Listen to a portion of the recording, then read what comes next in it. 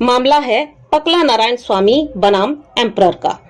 23 मार्च 1937 को पुरी स्टेशन पर सुबह के समय रेल के तीसरे दर्जे के डिब्बे में लोहे के संदूक के अंदर एक लाश बरामद हुई, जो कि 7 टुकड़ों में बटी हुई थी।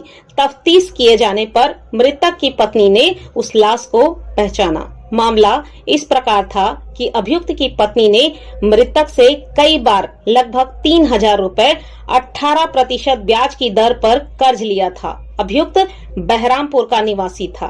20 मार्च 1937 को मृतक को अभियुक्त की पत्नी के द्वारा लिखा गया पत्र, जिस पर उसके हस्ताक्षर नहीं थे, प्राप्त हुआ।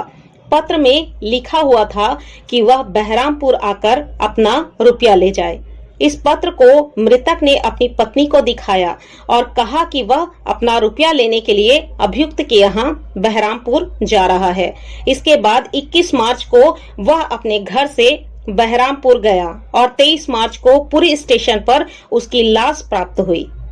अभियुक्त ने गिरफ्तार होने से पहले पुलिस को जो बयान दिए, उससे पता चलता है कि मृतक उसके यहाँ 21 मार्च की शाम को आया था और रात को बाहर के कमरे में सोया था। इसके अलावा एक दुकान के 2 नौकरों के बयान से भी यह मालूम हुआ कि 22 मार्च को अभियुक्त का धोबी लोहे का एक बड़ा संदूक खरीद कर लाया था।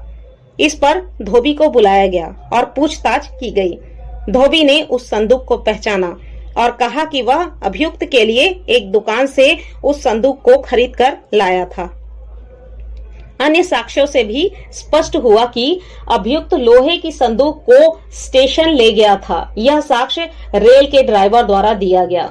सेशन कोर्ट ने अभियुक्त को दोषी पाया और मृत्यु दंड की सजा सुनाई। इस निर्णय के विरुद्ध अभियुक्त ने अपील की, जो कि अंत में प्रिवी काउंसिल तक पहुंची।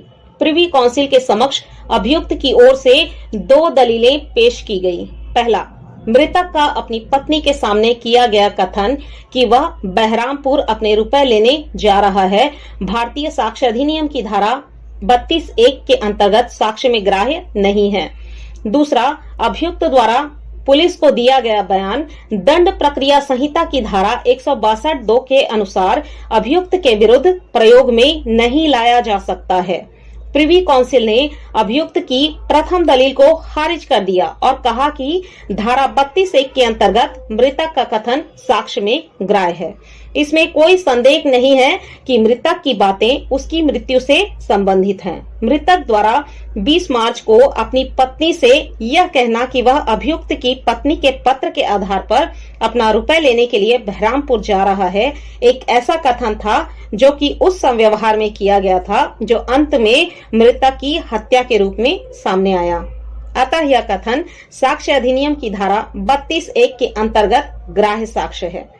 द्वितीय दलील के बारे में प्रिवी काउंसिल ने कहा कि धारा 162 का कथन गलत तरीके से साक्ष्य में ले लिया गया है, परंतु इसको निकालने के बाद भी दस्तावेज पर इतने अधिक साक्ष्य हैं जिनसे अभियुक्त दोषी सिद्ध होता है। अतः अपील खारिज कर दी गई।